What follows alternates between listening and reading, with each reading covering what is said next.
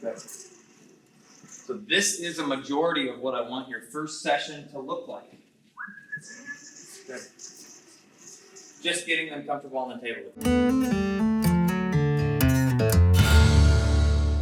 Okay guys, so we are going to start a whole new formal retrieving work series. Some of you have seen and probably found those videos first on our channel. We put them out forever ago and it was time to refresh them. I have a legend with me and this is his very first day that we're going to start through this work. We're going to show you step by step what it takes to go from sloppy retriever, non-retriever, whatever you're having issues with your retrieving, to a finished retrieving dog. Now, all of this being said, going through this process, you can take a non-retriever and make them a pretty good retriever. You can take a pretty good retriever that has a few quirks, make them a really good retriever, or you can take a dog, and in this case, it's gonna be more like Legend. He's a very strong, natural-mouthed, good retriever. He's got very little for the average person that would even need to go through this process. He's retrieving primarily to hand. He's not sloppy, but we're going to take him to the next level in his training and testing regiment, and that requires borderline perfection with that retrieve. So we're going to take him from a really good retriever to hopefully a perfect retriever.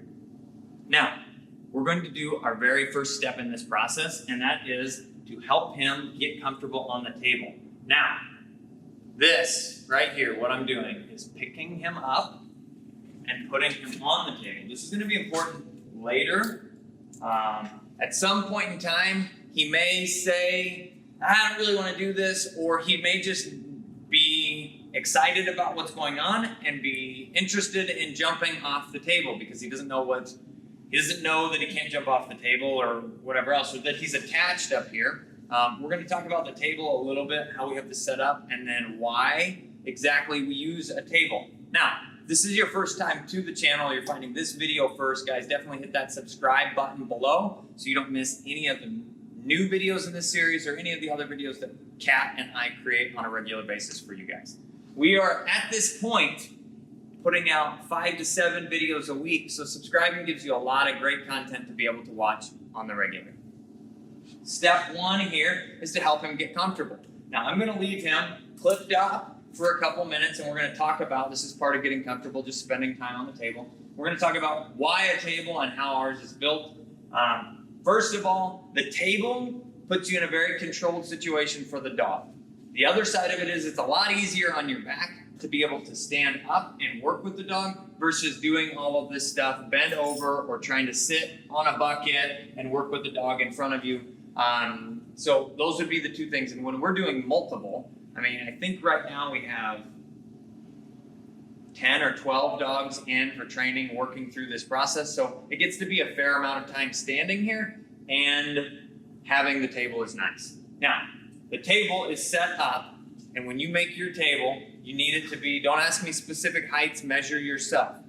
You want your dog on the table at a height that you feel comfortable working with their mouth and in this region. You don't want them to be working up here, so don't make a real short table, or a real tall table, excuse me, or a real short table where, again, you're still having to bend down to be able to work with them. So whatever height you kind of measure out, and then measure your dog and say, I want my dog right about chest level where this is going to be the most comfortable to work with them. This table was designed for me. It's probably actually just a smidgeny short for me and a smidgeny tall for Kat, because that's when we originally had it built, was to kind of split the difference between her and I. We made this table out of aluminum, and then this is HDPE, the boards here. And then we actually have a little rack that we built in here to have some storage of our bumpers and things like that. A very simple version of this would be more than acceptable, using plywood, some 2x4s, a couple 4x4 posts for your main support, and then another, again, 2x4 probably turned instead of flat on end, so you've got a little more rigidity to stretch that cable between them. Now, the cable, like I mentioned, is to help keep the dog on the table and to keep them kind of guided up and down the middle. This makes life a lot easier when we're doing these drills because of the fact that you have Consistency, it's kept the dog here. If they're on the ground, they can kind of weave around and do whatever they want. This, they can pretty much run straight down and straight back. Now, a lot of people ask about the length. What length should they have? Can they get by with an 8-foot table is a common question. Our table here is 16 feet long. We had this table originally built, and I was like, I want a long table because a long table is going to be very beneficial. Well, we had another section that went right in the middle here, and that 24-foot table was definitely too long. So don't be going crazy, but 16 foot definitely makes a big difference over an 8 foot. And I'll show you when we get him to start walking up and down here, why. Now, I think I've covered just about everything here. The upright, again, height-wise, is gonna be determined based on your dog. If you have a really tall dog, you're gonna need that to come up a little higher. A really short dog, it doesn't have to go quite as high. The chain on here needs to allow the dog to reach their nose all the way to the table to pick something up. Have a little bit of slack there, but not much more. I have a clip down here. This is going to be beneficial later when you start doing some stationary work with fetch here or some stationary work with hold. It just gives you the ability to keep the dog from being able to move. There are two types of dogs that you're going to run into with this, one of which is going to be a hyper mover. They're going to feel comfortable instantly, and they're going to run up and down the table like wild banshees. They need to be clipped up more often. It's going to slow them down and calm that process down. Now, the dogs that are going to be struggling to move, some of them will kind of creep up and down the table. Those dogs, you're going to introduce more movement into the whole process. So when we start working on hold and some fetch work, we're going to hold and then move and hold and move. Where a dog that's really comfortable moving, we're going to try and slow him down and do a majority of that stationary.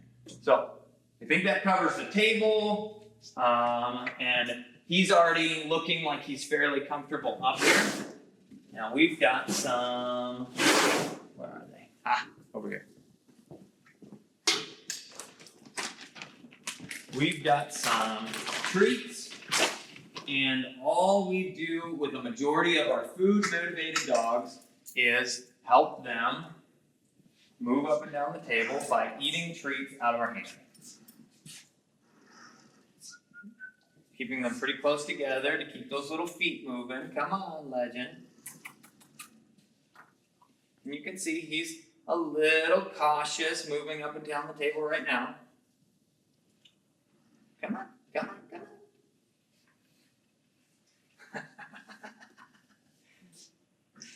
Good, come on.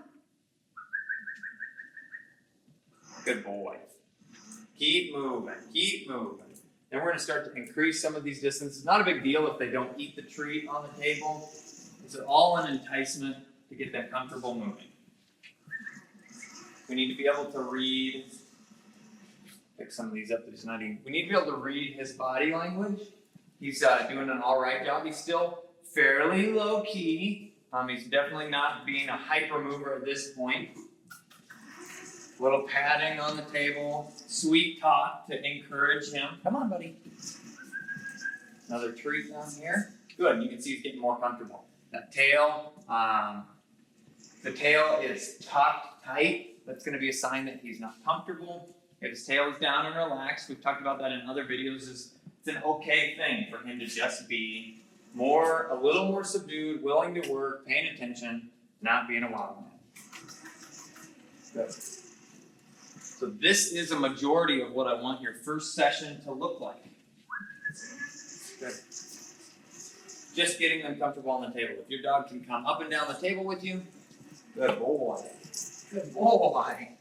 Good boy. Come on. Nice job. Good. And at this point, I would say that Legend is more than comfortable and ready to move on to the next step. I'm the guy with the pink gun. Thanks for watching, and Legend and I will see you in the next video.